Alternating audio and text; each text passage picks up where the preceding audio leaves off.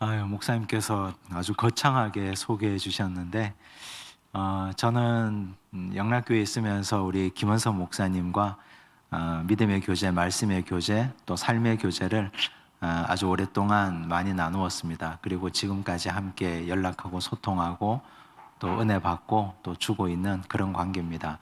제가 우리 김 목사님 처음 뵙고 첫인상 그리고 함께 경험하면서 정말 제가 알고 있는 분 중에 많은 것을 알고 계신 분이시다. 그냥 여러 다양한 분야에서 모르는 것이 없는 분이시다. 그런 느낌을 가졌고, 두 번째는 대단히 따뜻한 분이라는 느낌을 받았습니다. 그리고 그 박학다식한데 따뜻하기가 쉽지 않은데 많이 알고 계시면서 따뜻하고 또 지속적인 관계 속에는 아주 깊은 의리가 있는 분이라는 걸 또 알고 있습니다.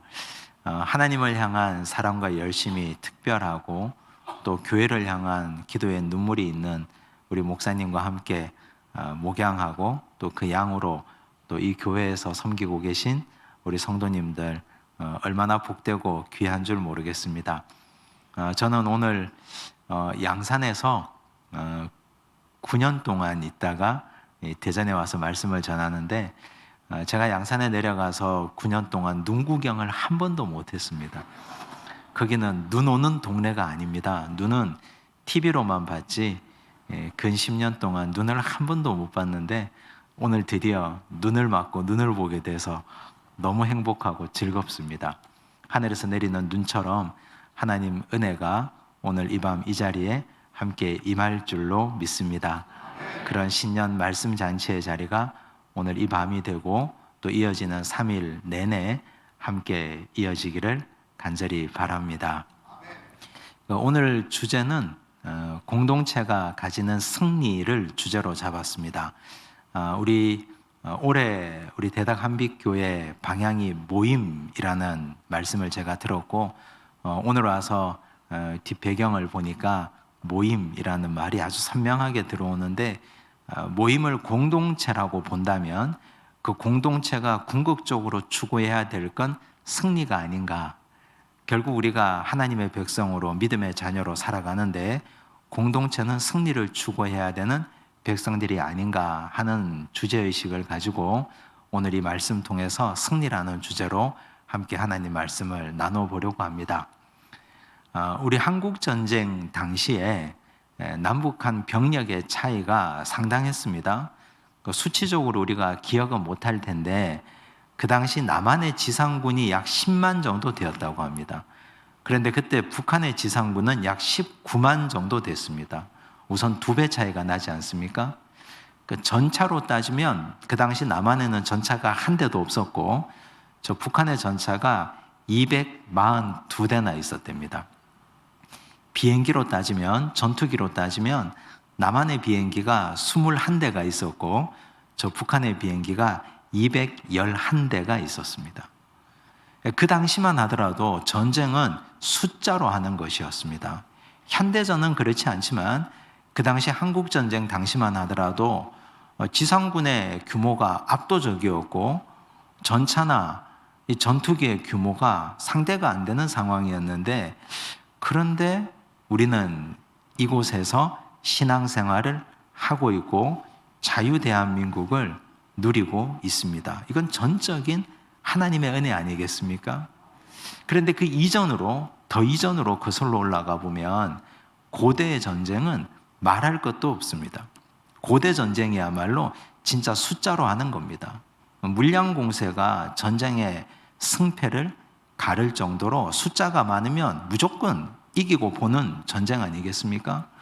그래서 전쟁의 포로를 잡으면 그 포로를 함부로 죽일 수도 없습니다. 평상시에는 노동력으로 쓰고 전쟁할 때는 전투군으로 써야 되니까 포로를 함부로 죽이지도 못하는 그런 상황이 됩니다. 사람 하나가 귀하기 때문에 그렇습니다. 그런데 오늘 우리가 읽은 하나님 말씀을 보면 전쟁은 숫자로 하는 것이 아니다 하는 걸 하나님께서 우리에게 교훈해 주고 있습니다. 성경 도처에 보면 우리는 숫자가 참 중요하다고 생각하는데 사실 하나님 나라의 법칙은 물량주의, 숫자 그렇게 중요하지 않다는 걸 알려줍니다. 오늘 읽은 이 말씀, 그리고 그 전 말씀, 사사기 6장과 7장 이어지는 말씀 통해서 하나님께서 정말 우리에게 바라시는 것이 무엇인지, 승리를 위해서 우리는 어떤 마음가짐과 자세를 가져야 되는지를 함께 보려고 합니다. 이 사사시대는 혼탁한 시대였습니다. 아주 복잡한 시대입니다. 영적으로 타락했고 혼탁했으며 리더십이 완전히 무너진 시대였습니다. 백성들은 타락했고 지도자들이 무너지니까 백성들도 무너지지 않았겠습니까? 그런 백성들을 하나님께서는 가끔씩 심판하십니다. 이때도 마찬가지였습니다. 미디안을 들어서 이스라엘을 치는데 7년 동안 그들을 심판하시니까 견딜 수 없어서 하나님께 살려달라고 부탁합니다. 그때 하나님께서 세우신 종, 하나님의 사사가 기드온이었습니다. 그런데 여러분, 기드온이라는 사람을 성경은 이렇게 소개합니다. 딱 한 줄로 소개하는데, 밀을 포도주 틀에서 타작하는 사람이었습니다. 그런데 그런 사람에게 하나님께서는 큰 용사여라고 부르셨습니다. 밀을 포도주 틀에서 타작한다는 말이 어떤 말인가? 밀을 타작할 때는 어디에서 해야 됩니까? 마당에서 해야 되지 않습니까? 넓은 마당에서, 사람들이 많은 곳에서 밀을 타작해야 껍데기 쭉정이는 날아가고 알곡이 안으로 들어올 것 아닙니까? 그런데 그 밀을 넓은 마당에서 타작하지 못하고 포도주 틀에 들어가서 사람들이 볼까 봐 거기서 발로 밟고 있습니다. 왜 그렇게 하는 걸까요? 그거라도 지키려고. 미디안 사람들이 다 수탈해 가니까 그거라도 지키려고. 이런 측면에서 본다면 기드온은 첫째는 가정을 굉장히 사랑하는 사람입니다. 자기 가족들, 자기가 건사해야 되는 식구들에 있어서 진심인 인물입니다. 그런데 또 한편 보면 소심한 사람 아닙니까? 주도 면밀하고 소심하고 계획적이고, 어쨌든 입에 풀칠하기 위해서 수확한 밀을 포도주철에서도 타작해서라도 오랜 시간이 걸리더라도 내 처자식들 먹여 살려야 되는 그런 책임감 있는 인물입니다. 그런데 용기 있는 사람은 아닙니다. 그런데 하나님께서 그를 불러 말씀하시기를 큰 용사여 라고 부르십니다. 내가 너를 큰 용사로 부르니 일어나서 이스라엘을 미디안의 손에서 구원하라 말씀하셨습니다. 그런데 기드온은 자기가 생각해도 자기가 큰 용사가 아닙니다. 이렇게 약해 빠진 인간, 이렇게 소심한 인간이 무슨 어떻게 이스라엘을 건져내고 구원할 수 있겠습니까? 그래서 하나님의 약속을 의심하는 게 아니고 하나님께 물어봅니다. 3가지 테스트를 합니다. 하나님께. 고기와 무교병을 구워놨습니다. 성령께서 말씀하십니다. 하나님의 사자가 국을 끓여서 거기다가 갖다 부으라고 합니다. 그러면 어떻게 됩니까? 고기와 무교병이 흠뻑 젖지 않습니까? 그런데 그때 여호와의 불이 나와서 고기와 무교병을 다 태워버렸습니다. 이것으로 되었느냐? 내가 너와 함께한다는 사실을 이제 믿겠느냐? 그런데 기드온이 아직 믿지 못합니다. 그 다음 양털의 테스트를 합니다.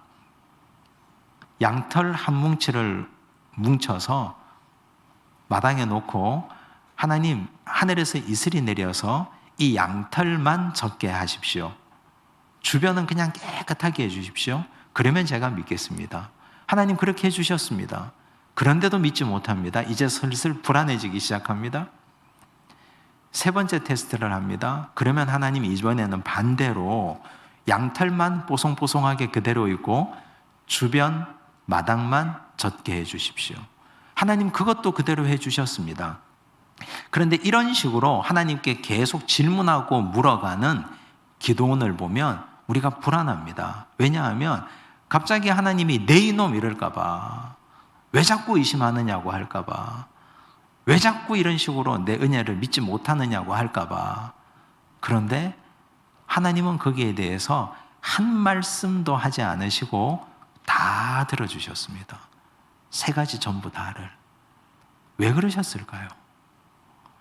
우리 하나님은 우리 마음 중심과 본심과 생각을 다 알고 계시는 분이신데 기드온이 진짜 억지 부리려고, 안 믿으려고 그렇게 하나님께 억지 쓰는 것이 아니고, 내가 큰 용사인 걸 나도 믿고 싶은데 하나님께 자꾸 질문해서 그 답을 얻고 싶은 진심을 하나님 알고 계셨기 때문입니다. 그럴 때 하나님은 질문에 친절하게 응답하시는 분입니다. 질문하면, 하나님 제가 정말 믿고 싶습니다. 알고 싶습니다. 내가 믿어지지 않는데 알고 싶고 믿고 싶으니 하나님 저에게 깨닫게 해주십시오. 알려주십시오. 자꾸 질문하고 물어보면 참 좋으신 우리 하나님 아버지는 그 질문에 대답하시는 분입니다. 여러분, 도마를 아실 텐데 도마는 여러분에게 어떤 의미로 다가오십니까? 도마의 이미지가 무엇입니까? 의심하는 도마라고 말하지 않습니까? 그런데 우리는 이 도마의 누명을 좀 벗겨줘야 됩니다. 다른 말로 하면 도마는 질문 많은 도마였습니다.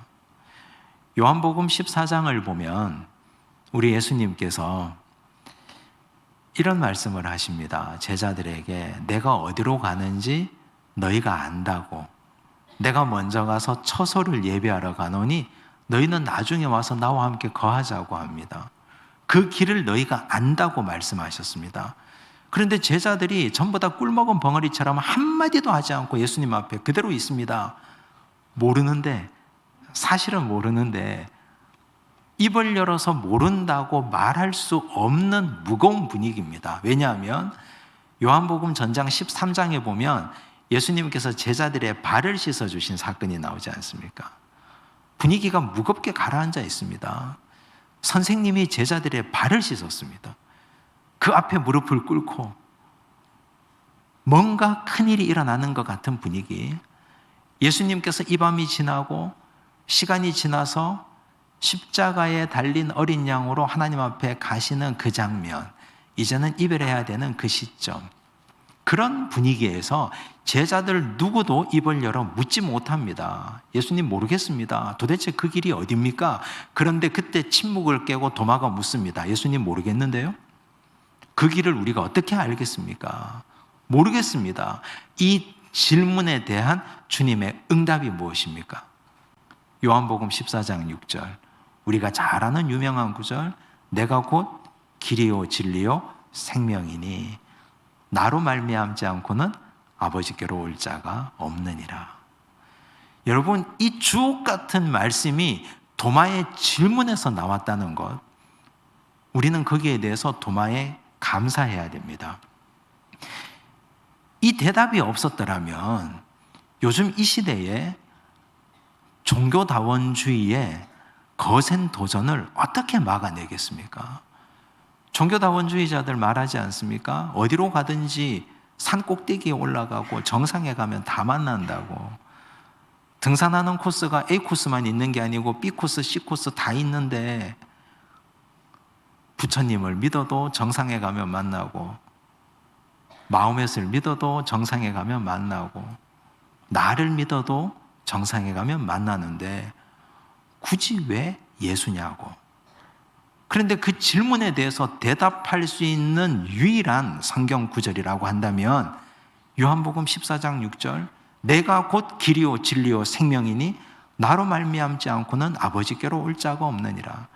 예수께서 대답하신 이 위대한 고백이 도마의 질문에서 나왔다는 사실입니다. 도마는 그것만 물어본 게 아닙니다. 부활하신 예수님께서 제자들을 찾아오셨지 않습니까? 그런데 그때 하필 도마가 어디 가고 없었습니다. 도마가 나중에 와보니 제자들이 예수님을 만났다고 하니까 우라통이 치밀어서 화가 나서 자기가 이렇게 말해버립니다.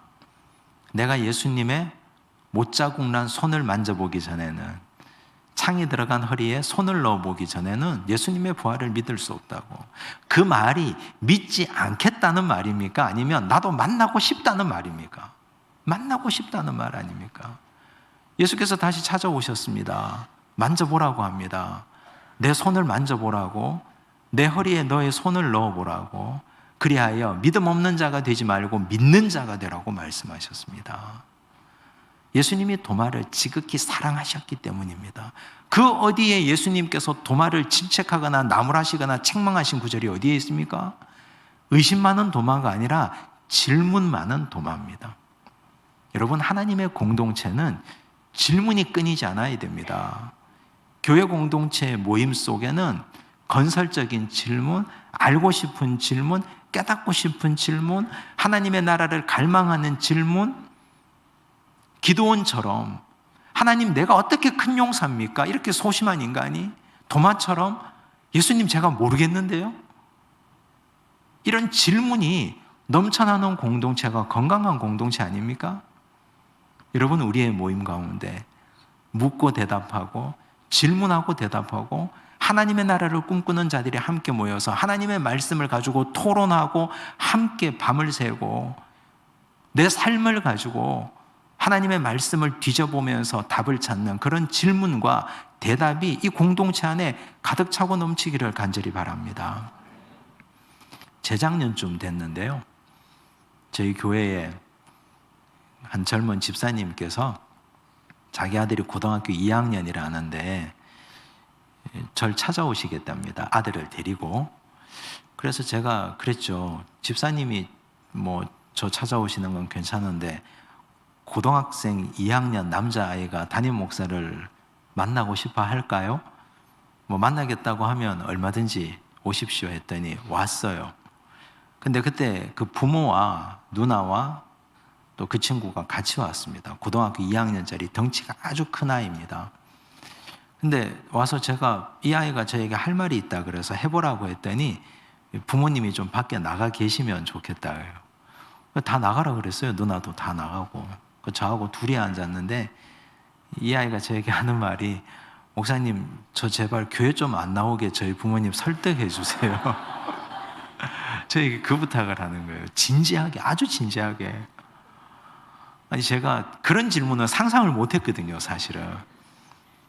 그래서 제가 물었죠. 왜 이런 질문을 하느냐고, 왜 그런 부탁을 하느냐, 너 언제부터 교회 나오기 싫었냐 했더니 재작년이니까 2023년이잖아요. 그때 이제 코로나가 끝나는 시점. 코로나 너무 좋았습니다. 교회 안 나와도 되고.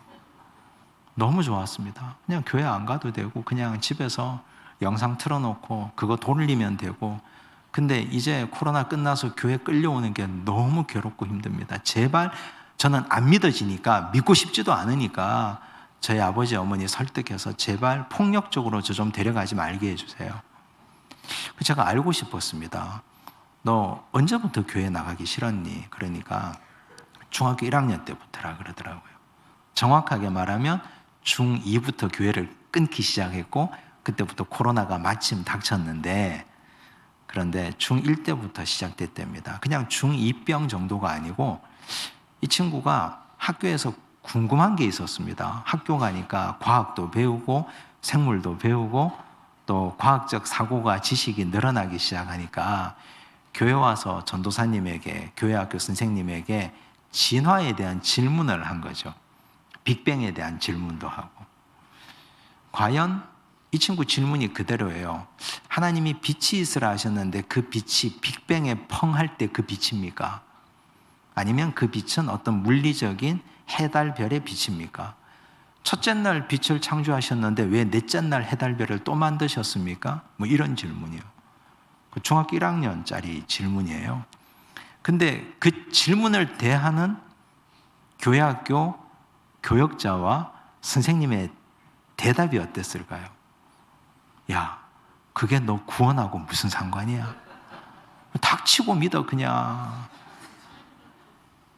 계속해서 질문해야 되니까, 이 아이가 약이 오르니까 계속해서 질문해야 되니까 이제 끌려간 거예요. 교육부 목사님에게 불려간 거예요. 불려가서 그건 예배를 방해하는 행위다. 그건 너희 반 공과를 방해하는 행위다. 다른 아이들 다 가만히 있는데 왜 그렇게 묻느냐고. 그래서 그 아이가 그때부터 입을 닫았어요. 부모에게 물었습니다. 부모님도 뭐 대답할 말이 별로 없으니까 그건 교회 가서 물어봐. 근데 교회 가서 물어보면 또 대답 안 하고. 그래서 그 친구가 그때부터 이제 아예 교회는 말하고 싶지 않은 곳이 된 거죠. 어쨌든 그 다음에 그 아이는 지금 그 얘기의 결론을 얘기하고 싶은 게 아닌데 지금 그 아이는 신앙생활 잘하고 군 복무 중입니다. 그래서 제가 얘기를 계속해서 나눠보니까 이 친구가 답을 알고 싶은 게 아니었어요. 그냥 소통하고 싶은 거지. 말 걸고 싶은 거지. 자기가 아는 척하고 싶은 거지. 그거 가지고 꺼내놓고 이걸 화두로 삼아서 자기 선생님하고 목사님하고 대화하고 싶은 거지. 그걸 연구해서 박사 논문을 받아오는 것도 아니고 그걸 연구해서 뭔가 자기의 지적 호기심과 유희를 만족시키려고 한 게 아니었다고요. 말 걸고 싶은 거지. 그 아이의 방식이에요. 사람마다 그렇지 않습니까? 말 거는 방식이 장난으로 주먹질하는 애들도 있고 그냥 친절하게 차 한잔 하자고 하는 사람들도 있고 그런데 이 친구는 그런 식으로 자기를 표현하고 말 걸고 싶은 거지 거기에 대해서 무슨 학문적인 대답을 얻고 싶은 게 아니었어요. 근데 그걸 억압하고 대답 자체를 질문 자체를 막아버리니까 그 모임이 되겠습니까? 가고 싶지 않은 거죠. 여러분 오늘 우리 공동체 안에 교회 공동체 안에 대화가 사라지면 그러면 그 공동체는 죽은 모임 아니겠습니까? 기도원이 하나님의 명령에도 기를 쓰고 질문하지 않습니까? 정말 저를 부르신 게 맞냐고. 그 무거운 분위기에서 도마가 기를 쓰고 예수님께 묻지 않습니까? 저 모르겠다고 알려달라고. 그러면 우리 하나님 알려주시고 예수님도 말씀하시는데 우리가 뭐라고 대화의 문을 막겠습니까? 서로 대화하고 나누고 함께하는 공동체가 하나님 기뻐하시는 공동체입니다. 여러분 우리의 모임이 말이 끊이지 않고 대화가 끊이지 않고 하나님을 향한 갈망과 대화 속에서 우리의 마음이 이 속에서 위안을 얻고 쉼을 누리는 공동체가 되기를 간절히 바랍니다. 이제 이렇게 해서 기도원이 확신을 얻었습니다. 저를 부르신 게 맞군요. 그럼 제가 순종하겠습니다. 이제 하나님께서 사사를 세우셨다는 소문을 듣고 이스라엘 전국 각지에서 사람들이 모였습니다. 모여든 사람들이 32,000명이에요. 그런데 여러분 32,000명이 많은 숫자입니까? 적은 숫자입니까? 많다 적다 할 수 없습니다. 왜냐하면 상대의 숫자가 얼마인지 봐야 되죠. 상대 숫자가 한 5,000명쯤 되면 많은 숫자고 상대의 숫자가 그보다 더 많으면 적은 숫자인데 미디안 군대의 숫자가 13만 5천 명이었습니다. 그러면 대충 계산해 보면 4배 정도 이상 됩니다. 길을 쓰고 모았는데 길을 쓰고 군인들을 다 모았는데 전국 각지에서 그래도 남자라고 생긴 사람들을 모았는데 32,000명밖에 안 모였어요. 자, 기도원이 이들을 이끌고 전투를 해야 됩니다. 기가 막히죠. 적들의 수가 13만 5천 명. 우리는 3만 2천 명. 이제 하나님 어떻게 할까요? 했더니 하나님께서 너무 많다 하십니다. 떠나보내라고 하십니다. 너무 당황스러운데 하나님 명령이니까. 하나님이 첫 번째 걸러내는 방식이 뭡니까? 두려움에 떠는 자들 집에 가라 해라. 아니 자기 발로 왔는데 진짜 두려움에 떠는 자가 있을까 해서 던져봤더니 2만 2천 명이 돌아가 버렸습니다. 10,000명 남았습니다. 기가 막히죠. 이제 10,000대 13만 5천의 전쟁이 된 겁니다. 근데 하나님은 그것도 많다고 하십니다. 이 10,000명을 이끌고 물가로 가라고 하십니다. 물을 마시게 해보라고 합니다. 어떤 사람들은 물을 이렇게 손으로 해서 혀로 핥아서 먹는 사람이 있고 어떤 사람은 그냥 거기에 머리 쳐박고 그냥 물을 허겁지겁 무릎 꿇고 마시는 사람이 있습니다. 무릎을 꿇고 하나님 거기서 다시 걸러냅니다. 9,700명 집으로 돌아가게 하십니다. 여기에 대해서 여러 가지 주석과 여러 가지 설들이 있는데 그 중에 어떤 학자가 이런 얘기를 했습니다. 바알에게 무릎 꿇어본 사람이 있는지 없는지를 가려내는 시험이라고. 바알에게 무릎 꿇어본 사람은 표시가 난다고. 그리고 또 어떤 학자는 이런 얘기를 합니다. 전쟁 상태에 아무리 목이 마르다고 해서 적들이 매복해 있을지도 모르는데 물을 그렇게 허겁지겁 마셔서 되겠는가? 하나님께서 이런저런 방식으로 중요한 건 당신의 정예 군대 300명을 추리셨다는 사실입니다. 이게 중요합니다. 어떤 식으로든 하나님은 당신의 정예 부대를 추리시는데 32,000명이 모였는데 22,000명 보내시고 9,700명 또 떠나보냅니다. 하나님의 군대의 방식은 두려움에 떠는 자들 필요 없으니 돌아가라. 우상 숭배한 자 필요 없으니 돌아가라. 전쟁할 때 부주의한 사람 필요 없으니 돌아가라. 다 돌아가라 하니까 남은 자 300명밖에 없지 않습니까? 여러분, 우리 눈에 300명만 남아 있습니다. 적들은 13만 5천 명입니다. 상대가 되지 않습니다. 그런데 하나님은 최정의 군대를 추리신 기쁨에 겨워 있습니다. 여러분, 교회의 정체성이 뭐라고 생각하십니까? 교회의 정체성. 한동안 요즘도 많이 부르고 있는 찬양인데 당신은 사랑받기 위해 태어난 사람. 얼마나 우리 교인들이 좋아하는 찬양입니까? 근데 교회의 정체성에 대해서 여러 사람들이 여러 이야기를 하는데 교회가 치유하는 공동체라는 정체성도 가지고 있습니다. 그런데 그게 진짜 교회의 본질일까요? 교회의 정체성이. 치유가 교회의 본질이겠습니까? 교회 공동체 안에 보면 상처받은 사람들이 너무너무 많습니다. 그런데 참 희한한 건 상처 준 사람은 아무도 없습니다. 근데 목사에게 와서 맨날 얘기해요. 목사님, 나 저 사람에게 상처받았어요. 저 모임에 가서 상처받았어요. 저 구역 모임에 가서 상처받았으니까 저 구역 좀 옮겨주세요. 저는 이 공동체에 가서 상처받았으니까 저 사람 좀 다른 데로 옮겨주세요. 상처받은 사람이 너무너무 많아요. 저희 교회도 그래요. 근데 상처 준 사람은 없다니까요. 근데 그 상처받은 사람을 교회는 당신은 사랑받기 위해 태어난 사람이라고 찬양하고 위로하고 돌보는데, 그런데 그런 식으로 교회가 지속적으로 가다 보면 그 교회는 영적 전투를 어떻게 합니까? 세상과의 싸움에서 어떻게 싸워서 이깁니까? 상처받을 수도 있죠. 한쪽 다리 부러질 수도 있죠. 팔에 상처가 생겨서 피가 줄줄 흐를 수도 있죠. 그런데 악한 사탄의 군대와 싸워서 이기려면 그 정도는 감수해야 되는 것 아닙니까? 하나님의 교회는 정체성이 군대입니다. 하나님의 교회는 정체성이 군대지, 우리는 매일같이 연약해 빠져서 매일같이 드러누워서 저 누구의 말에 상처받았습니다. 나 저 사람 눈빛에 상처받았습니다. 이런 소리 하라고 교회가 있는 데가 아니라고요. 여러분, 계시록을 보면 14만 4천이라는 숫자가 나오지 않습니까? 이 14만 4천이라는 숫자를 시한부 종말론자들, 신천지 이단들 같은 사람들은 그걸 문자 그대로 숫자로 얘기합니다. 많이 들어서 아시지 않습니까? 그런데 유대 묵시문학 전통에서 14만 4천은 12가 2번 곱해졌고 그 뒤에 1000이 곱해진 수로 보지 않습니까? 10이라는 수는 완전수입니다. 12가 얼마나 많습니까? 성경에 이스라엘 12지파, 예수님의 12제자. 12는 하늘의 수 3과 땅의 수 4가 곱해진 수입니다. 땅은 동서남북 아닙니까? 하늘의 삼위일체 하나님, 하늘과 땅의 수가 곱해져서 더 이상 채울 수 없는 완전하고 완전 무결한 수가 10이 아닙니까? 이 12가 2번이나 곱해졌으니 얼마나 많은 수입니까? 그런데 그 뒤에 왜 1000이 붙었는가?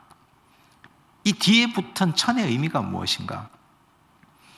여러분, 광야에서 이스라엘 백성들이 출애굽할 때 1000부장, 100부장, 50부장, 10부장을 세웁니다. 근데 1000부장, 100부장, 50부장, 10부장, 이스라엘 백성들의 조직은 군대 조직입니다. 광야에서 유사시에 적들이 나타났을 때, 아말렉이나 모압이나 암몬이나 적들이 나타났을 때 싸우라고 있는 군대 조직입니다. 그래서 1000부장은 이스라엘 군대의 1000단위의 대장입니다. 그 군대를 지휘하고 조직하는 군대 대장입니다. 그래서 14만 4천, 12 곱하기 12뒤에 1000이 붙었다는 것은 하나님의 교회의 정체성이 군대라는 뜻입니다. 여러분, 우리는 군대입니다. 군대는 숫자의 많고 적음을 가지고 사기가 떨어지고 사기가 올라가는 조직이 아닙니다. 내가 선택받았다는 자부심, 내가 하나님 앞에 부름받았다는 자부심이 군대의 사기를 충천하게 만듭니다. 여러분, 우리의 모임은 군대라는 생각을 분명히 가지고 계셔야 됩니다. 하나님의 교회는 군대지, 하나님의 교회는 오합지졸의 약한 자들이 모인 곳이 아닙니다. 물론 야전병원도 필요합니다. 군대에서 싸우다가 병들고 상처받아서 교회 와서 회복되고 다시 군대로 나가는 것 아닙니까? 일주일 동안 세상이라는 전쟁터에서 우리가 싸웁니다. 영적 전투를 합니다. 거기서 패하기도 합니다. 상처 입기도 합니다. 그리고 교회 와서 말씀 듣고 다시 힘내서 그리스도의 십자가 군대가 되어서 다시 세상으로 나가야 하지 않습니까? 그게 군대입니다. 이제 하나님은 두려워 떠는 자들, 너희들은 군대가 아니야. 우상에게 무릎 꿇은 자들, 너희들도 군대가 아니야. 적들을 신경 쓰지 않고 너희 목마름만 채우려고 하는 자들, 너희들 군대가 아니야. 하나님의 군대, 그렇게 쉽게 들어갈 수 있는 조직 아닙니다. 불렀다고 해서, 부름받았다고 해서 3만 2천 명 다 모였는데 하나님은 걸러내지 않습니까? 여러분, 우리가 하나님 앞에 쓰임받고 하나님의 눈에 뜨이고 하나님께 선택받는 훌륭한 군인들이 되셔야 됩니다. 세상을 향하여 전투하는데 두려움이 없어야 되고, 절대로 헛되고 헛된 우상에게는 무릎 꿇지 않겠다는 마음속에 강한 결단이 있어야 되고, 영적 전투에는 어디에도 눈을 돌리지 않겠다는 다짐이 있어야 됩니다. 그래야 하나님의 군대 안에 속하지 않겠습니까? 여러분, 우리 대덕한빛교회 모든 성도들이 올 한 해 우리 모임 가운데 군대처럼 뜨거운 열정들이 일어나기를 바랍니다. 이 모임이 상처받은 자들을 위로하는 것으로 그 모든 에너지를 소진하지 말고 제발 세상을 향한 영적 군사들이 되어서 싸우고 투쟁하고 이겨내고, 그리고 돌아와서 우리가 싸워서 이긴 전투들을 자랑하고 그 나눔들이 풍성하게 되고 활발하게 일어나는 하나님의 거룩한 교회들이 되기를 간절히 바랍니다. 이제 군대를 조직했으면 무기를 지급해야 되잖아요. 무기를. 하나님이 300명의 군대, 최정의 군대를 딱 모았습니다. 그러면 두 가지를 해야 됩니다. 지휘관 기드온에게 작전을 줘야 되고, 두 번째 무기를 줘야 됩니다. 이 작전은 주는데 무기도 주는데 이 작전과 무기가 좀 이상해요. 오늘 우리가 읽은 말씀 16절 말씀을 한번 봅시다. 함께 읽겠습니다. 300명을 세대로 나누어 각 손에 나팔과 빈 항아리를 들리고 항아리 안에는 횃불을 감추게 하고, 3개의 무기를 주셨습니다. 나팔, 빈 항아리, 횃불이었습니다. 근데 여러분, 이게 너무 황당하지 않습니까? 만약에 여러분이 그 자리에서 하나님의 군대가 되어서 이제 하나님이 직접 하늘에서 만드신 칼이나 활이나 창을 주시겠거니 기대하고 있었다면, 그런데 얼마나 실망이 컸겠습니까? 나팔 하나 주시고요, 빈 항아리 하나 주시고 그 안에 횃불을 그것도 감추게 하셨습니다. 그래놓고 이렇게 말씀하십니다. 20절을 한번 보겠습니다. 함께 읽습니다. 세대가 나팔을 불며 항아리를 부수고 왼손에 횃불을 들고 오른손에 나팔을 들어 불며 외쳐 이르되 여호와와 기드온의 칼이다 하고. 칼이 어디 있습니까? 여기에 칼이 어디 있냐고요. 여호와와 기드온의 칼이다 그랬습니다. 여러분, 여기 칼이 어디 있습니까? 눈 뜨고 눈 씻고 찾아봐도 칼을 찾아볼 수가 없는데요. 나팔은 불라고 그랬죠. 항아리는 부수라고 그랬죠. 횃불은 높이 들라고 하셨습니다. 자, 이걸 잘 보셔야 됩니다. 나팔을 불 때 그것이 칼이 됩니다. 항아리를 부수면 횃불이 드러나게 되어 있습니다. 그때 그것이 칼이 된다는 사실입니다. 첫째 나팔. 여러분, 나팔이 의미하는 것이 뭘까요? 이스라엘 백성들 광야 40년 세월을 겪으면서 처음에 출애굽할 때는 오합지졸로 나왔습니다. 그냥 닥치는 대로 막 나왔습니다. 도망가는 게 급하니까.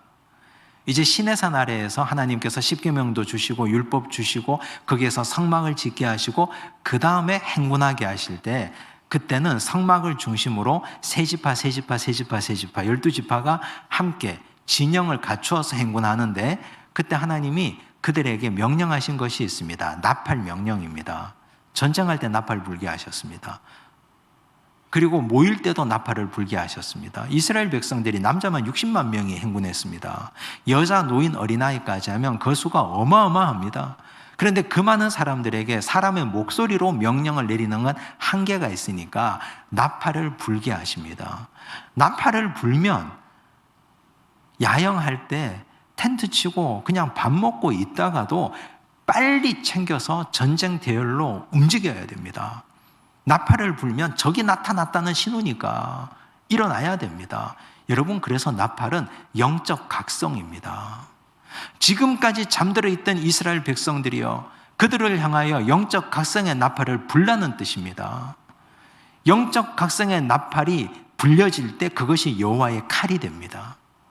이것은 300명의 군대를 깨우는 능력입니다.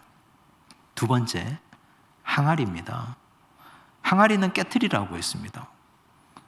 여러분, 성경은 우리 인간을 질그릇이라고 표현했습니다. 하나님께서 태초에 천지를 창조하시고 인간을 만드실 때 흙으로 인간을 창조하시고 코에 생기를 불어넣어서 생명이 되게 하셨지 않습니까? 그러므로 사람의 존재는 재료가 흙입니다. 바울은 말했습니다. 우리는 질그릇이라고.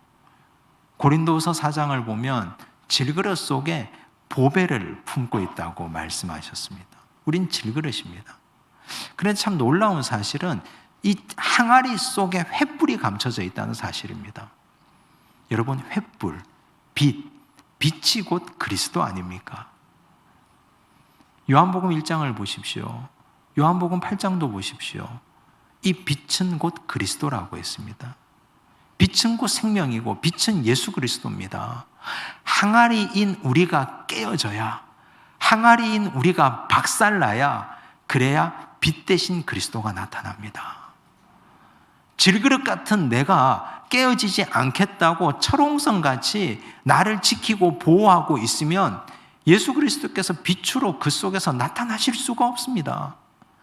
여러분, 내 자아가 박살나야, 내 자아가 죽어야 그 안에서 빛이 드러나고 그 빛이 곧 여호와의 칼이 되는 겁니다.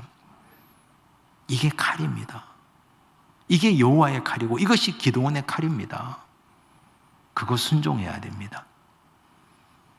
여러분, 우리가 신앙생활을 오래 하다 보면 나도 모르게 내가 가진 내 생각과 신념이 하나의 성을 이룹니다.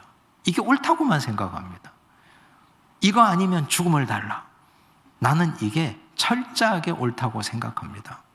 그런데 어떨 때는 그거 그냥 깨부셔야 될 때도 있습니다. 제가 우리 양산 중앙교회 가서 첫 번째 정책당회를 할 때 그때 제가 없애고 싶었던 게 몇 가지 있었습니다. 좀 바꾸고 싶었던 거. 원래 외부인의 눈으로 보면 이 공동체의 오래 묵은 관행들이나 좀 바꾸고 싶은 게 보이지 않습니까? 담임 목사로 첫 해 가니까 바꾸고 싶은 게 몇 가지 있었습니다. 그 중에 한 가지가 1,000번째 헌금이었습니다. 여러분, 1,000번째 헌금 아시죠? 근데 저는 생각할 때 제가 가지고 있는 신앙 체계, 제가 배워온 신앙의 체계와 하나님 말씀의 체계는 1,000번째는 별로 성경적이지 않다고 생각했습니다. 논쟁도 많고, 솔로몬이 기브온 산당에서 1,000마리 제사를 한꺼번에 드렸느냐, 아니면 매일 한 마리 한 마리씩 드렸느냐, 이제 이런 논쟁도 많고, 그래서 교회 안에 헌금의 개수가 너무 많으니까 1,000번째 헌금을 안 하고 싶었습니다. 그래서 제가 말씀드렸죠. 당회에서. 그랬더니 우리 장로님 중에 한 분이 저한테 막 격정적으로 말씀을 막 하셨어요. 앞뒤가 잘 맞지 않는 격정적인 말씀을, 감정이 겨워서. 저는 경남 양산에서 목회하거든요. 우리 김 목사님 밀양 분이시잖아요.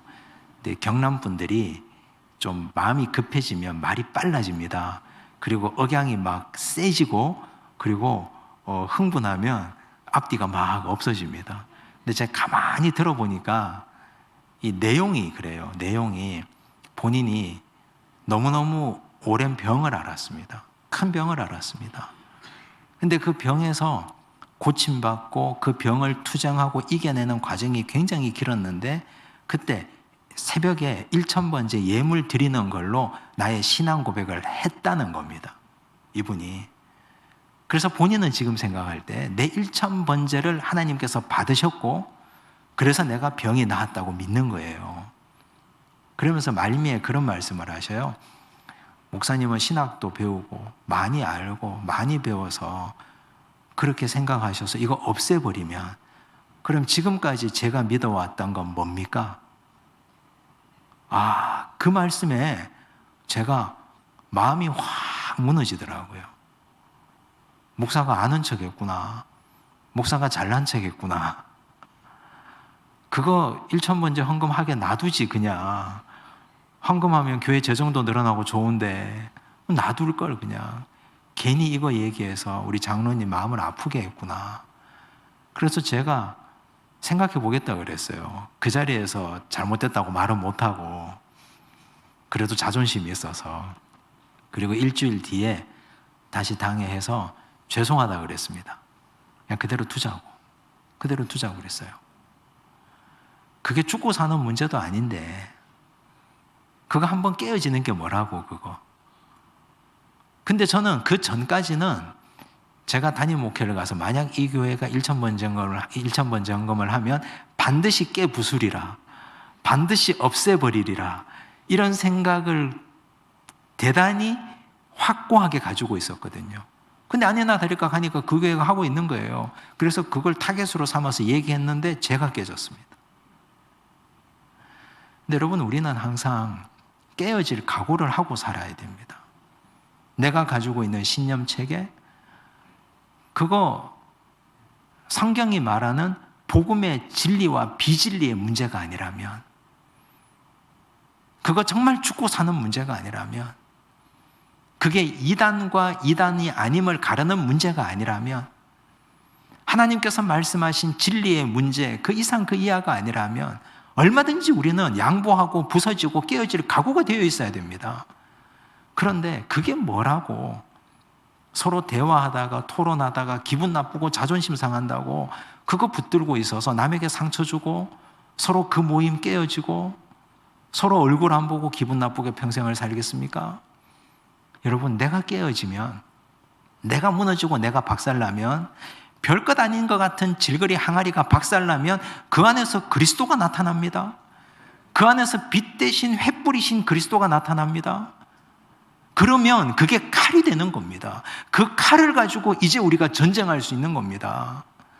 하나님께서 무기를 주셨습니다. 여호와의 칼을 주셨습니다. 나팔을 불라고 하셨는데 이게 뭐냐고, 이게 왜 칼이 아닌데 왜 이딴 걸 주냐고, 그건 내버리면 여호와의 칼을 우리는 만져볼 수도 없습니다.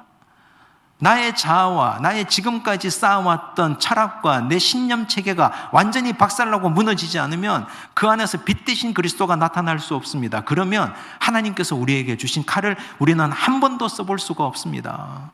하나님은 이미 우리에게 칼을 주셨습니다.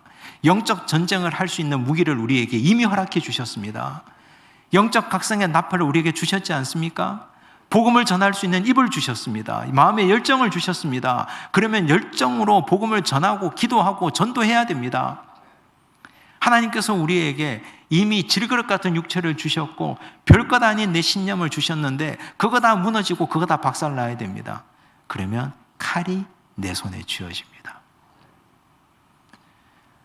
여러분, 에베소서 6장을 보면 거기 하나님의 전신갑주가 나오지 않습니까? 영적 전투에서 전신갑주를 입으라고 말씀하셨습니다. 진리의 허리띠를 띠라고 하셨습니다. 의의 호심경을 붙이라고 하셨습니다.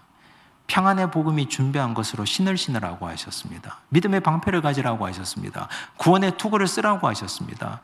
여러분, 이것 가지고 전쟁 됩니까? 믿음의 방패 백날 들고 있어 보십시오. 적의 불화살만 맞다 볼 일 다 보죠. 한 번도 칼이라고는 휘둘러 보지 못합니다. 그런데 유일한 공격 무기 딱 한 가지가 있었습니다. 그게 뭡니까? 성령의 검입니다. 성령의 검. 성령의 검이 뭡니까? 성령의 검, 곧 하나님의 말씀을 가지라. 유일한 공격 무기가 성령의 검인데 그 성령의 검은 하나님의 말씀이라고 그랬습니다. 하나님의 말씀이 주어졌습니다. 기도원 300 용사들에게 나팔 불라, 항아리 깨트려라, 횃불을 높이 들어라. 이게 하나님의 말씀 아닙니까? 이 하나님의 말씀을 이미 우리에게 주셨는데도 그 말씀을 내가 가지지 못하고 그 말씀을 가지고 내가 살아내지 못한다면 우리는 한 번도 영적 전투에서 칼 한 번 써보지 못하고 맨날 믿음의 방패만 들고 있다가 당하다가 코너에 몰려가지고 적의 불화살이 언제쯤 끝나는가 그것만 기대하다가 볼일 다 봅니다. 한번 멋지게 휘둘러 봐야 하지 않겠습니까? 우리 이 공동체가 적을 향하여, 원수를 향하여, 공중의 권세 잡은 악한 세력들을 향하여 우리의 자유대한민주주의를 무너뜨리고 하려는 이 공중의 권세 잡은 세력들을 향하여 믿음의 칼을 한번 휘둘러 봐야 하지 않겠습니까? 그러려면 하나님의 말씀 가져야 됩니다. 그 말씀 가지고 휘두르면, 그러면 그때 우리 공동체가 승리할 줄로 믿습니다. 여러분, 우리에게는 하나님께서 이미 예수 그리스도를 통해서 승리를 주셨습니다. 예수님이 이 세상에서 우리가 해결할 수 없는 두 가지 문제, 죄의 문제와 죽음의 문제를 십자가에서 해결하고 부활하고 승천하셨지 않습니까? 이미 이겨놓으신 싸움입니다. 그러므로 우리는 하나님께서 주신 그 말씀 꼭 붙잡고 말씀으로 걸어가고 달려가면 이길 수 있습니다. 승리할 수 있습니다. 부디 2025년 우리 대덕 한빛의 공동체, 우리 모든 모임이 하나님 안에서 승리하시기를 바랍니다. 그 승리가 우리의 삶을 윤택하게 하고 기쁘게 하고 우리의 이 놀라운 승리의 경험이 우리 자녀들에게 전승되고 계승되어서 그들의 삶에도 그리스도와 함께 승리하는 놀라운 인생들이 펼쳐지기 바랍니다. 기도하겠습니다. 아버지 하나님, 감사합니다. 주여, 우리에게 승리를 주옵소서. 주여, 우리가 너무나 무기력했습니다. 매 순간 쓰러지고 넘어지고, 그래서 무기력증에 빠지고 상처받았다고 칭얼거리고 포기하고 이제는 안 된다고 자빠져 있었습니다. 그러나 하나님 우리에게 말씀하십니다. 질문하라고 하셨습니다. 물어보라고 하셨습니다. 주여, 이제 우리 공동체가 질문하겠습니다. 궁금한 건 묻겠습니다. 믿음을 가지고 나아갈 테니 하나님 우리에게 대답하여 주시옵소서. 주여, 우리 교회의 정체성은 군대라고 하셨습니다. 주여, 우리가 나약해서 쓰러지지 않게 하여 주시고 군대처럼 돌진하고 전진하게 하여 주시옵소서. 주여, 우리 군대에게 주신 하나님의 나팔을 불겠습니다. 항아리 깨트리겠습니다. 횃불을 높이 들겠습니다. 말씀에 순종하여 성령의 검을 휘두르겠습니다. 주여, 우리와 함께하여 주시옵소서. 예수님 이름으로 기도드리옵나이다. 아멘.